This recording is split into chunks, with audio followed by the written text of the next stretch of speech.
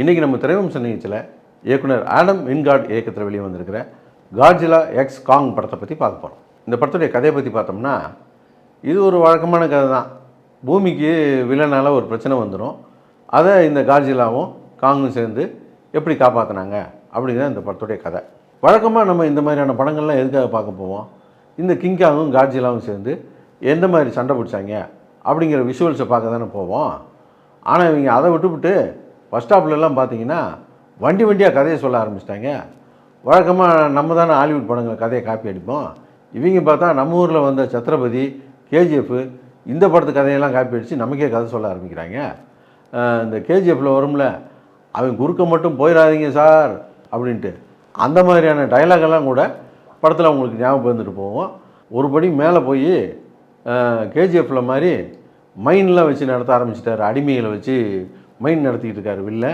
அவங்களையும் சேர்த்து காங் காப்பாற்ற வேண்டிய வந்தது. ஒரு கட்டத்துக்கு மேலே இந்த குட்டி காங் வந்ததுக்கப்புறம் தான் படத்தில் மூச்சு விடவே முடிஞ்சுது. அது வரைக்கும் கதை சொல்லி சாவடிச்சு விட்டாங்க. படத்தில் இந்த குட்டி காங்குடைய கேரக்டரு சின்னவங்கலேருந்து பெரியவங்க வரைக்கும் ரசிக்கும்படியாக இருந்தது. விஷுவலாகவே அந்த கேரக்டர் ஃபேஸ் எக்ஸ்ப்ரெஷன் எல்லாமே ரொம்ப நல்லா இருந்தது. அதே போல் இந்த காங்குக்கும் காட்ஜிலாவுக்கும் ஒரு ஃபைட் ஒன்று பிரமிட் பக்கத்தில் ஒன்று இருந்தது, ஒரு சோலோ ஃபைட்டு. அது ரொம்ப அட்டகாசமாக இருந்தது.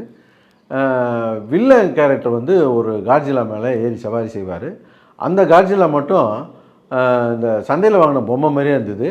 படத்தில் துண்டாக அது ஒட்டாமலே இருந்தது. கிளைமேக்ஸ் ஃபைட்டை மட்டும் கொஞ்சம் குழப்பி வச்சுருந்தாங்க. கிளைமேக்ஸ் ஃபைட்டில் 2 காங் 2 காட்ஜிலா ஃபைட் பண்ணுற மாதிரி இருக்கும். அது மட்டும் கொஞ்சம் குழப்பமாகவே இருந்தது. யார் அடிக்கிறானே தெரியல. அது நல்லா பண்ணியிருந்தா ஒரு எண்ட் கேமில் மாதிரி ஒரு கிளைமேக்ஸ் ஃபைட் வந்திருக்க வேண்டியது. அதே போல் படம் முழுக்கவே ஒரு 10 நிமிஷத்துக்கு ஒரு வாட்டி இந்த ஊழ விட்டானுங்களாம் ஊழ விடுற மாதிரி எதையோ ஒரு மேஜிக் பண்ணிக்கிட்டே தான் இருந்தாங்க. அப்படி பண்ண ஒரு மேஜிக்கில் இந்த மோத்ரா அப்படின்னு ஒரு கேரக்டர் வந்துச்சு. அதுக்கும் ஊழ விட்டானுங்க. ஆனால் அந்த மோத்ரா என்ன பண்ணிச்சுன்னா, படத்தில் வர்றவன் மூஞ்செல்லாம் எச்சை காய் துப்பிக்கிட்டு தான் இருந்துச்சு. அதை தவிர அது ஒன்றும் செய்யலை.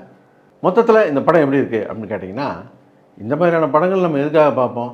இந்த படத்தில் வரக்கூடிய இந்த விஷுவல் எஃபெக்ட்டுக்காகவும் இந்த ஃபைட்டுக்காகவும் தான் பார்ப்போம். இந்த மாதிரியான படங்கள் குழந்தைகளை மையமாக வச்சு தான் எடுத்திருப்பாங்க. இந்த படம் குழந்தைங்களுக்கு மட்டும் இல்லாமல் பெரியவங்களுக்கும் பிடிக்கிறதுக்கு வாய்ப்பு இருக்குது.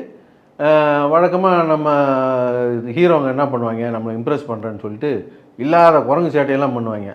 கொஞ்சம் சும்மா இருறா அப்படிங்கிற மாதிரி தான் இருக்கும். அந்த மாதிரிலாம் இல்லாமல் இந்த குரங்கு சேட்டை ரசிக்கும்படியாகவே இருக்குது.